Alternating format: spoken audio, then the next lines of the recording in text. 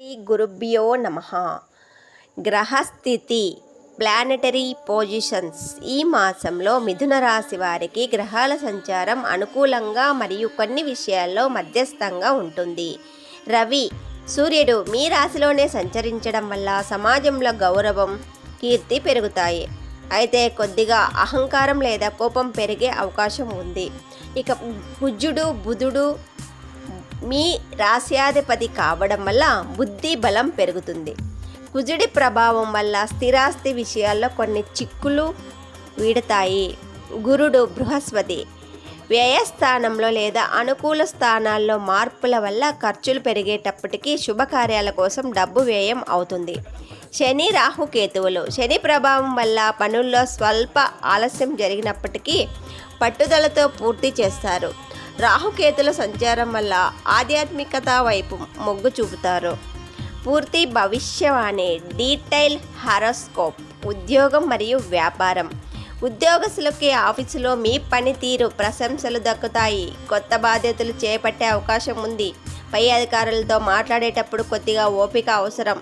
వ్యాపారస్తులకు కొత్త పెట్టుబడులు పెట్టడానికి ఇది మంచి సమయం. భాగస్వామ్య వ్యాపారాల్లో ఉన్నవారికి లాభాలు కనిపిస్తాయి. అయితే ఆర్థిక లావాదేవీల విషయంలో గుడ్డిగా ఎవరిని నమ్మకండి. ఈ మాసంలో ఆదాయం బాగుంటుంది, కానీ అదే స్థాయిలో ఖర్చులు కూడా ఉంటాయి. విలాస వస్తువులు, వాహనాలు లేదా ఇంటి మరమ్మతుల కోసం డబ్బు ఖర్చులు అవుతాయి. పొదుపు చేయడంపై దృష్టి పెట్టడం మంచిది.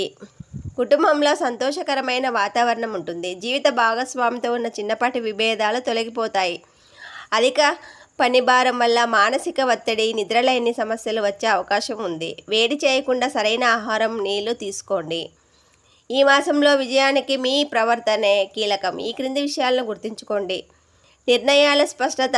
తొందరపాటు నిర్ణయాలు తీసుకోవడం. ఏదైనా పని చేసే ముందు 1-2 సార్లు ఆలోచించండి. రవి ప్రభావం వల్ల మాట కఠినంగా మారే ప్రమాదం ఉంది. కాబట్టి ఇతరులతో మాట్లాడేటప్పుడు సున్నితంగా, నమ్రతతో వ్యవహరించడం చాలా మంచిది. ఓపిక. పనులు అనుకున్న సమయానికి కానప్పుడు నిరాశ పడకుండా ఓపికతో ప్రయత్నిస్తే విజయం మీదే అవుతుంది.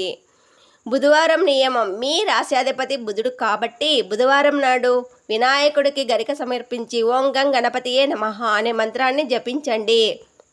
విష్ణు సహస్రనామ పారాయణం. ప్రతిరోజు లేదా కనీసం శని, బుధవారాల్లో విష్ణు సహస్రనామాన్ని వినడం లేదా చదవడం వల్ల మానసిక ప్రశాంతత, ఆర్థిక అభివృద్ధి కలుగుతుంది. జ్యేష్ఠ మాసం ఎండ తీవ్రత ఎక్కువగా ఉండే కాలం కాబట్టి వీలైనంత వరకు పక్షులకు, జంతువులకు నీటి సదుపాయం కల్పించడం లేదా పేదలకు చల్లని పానీయాలు,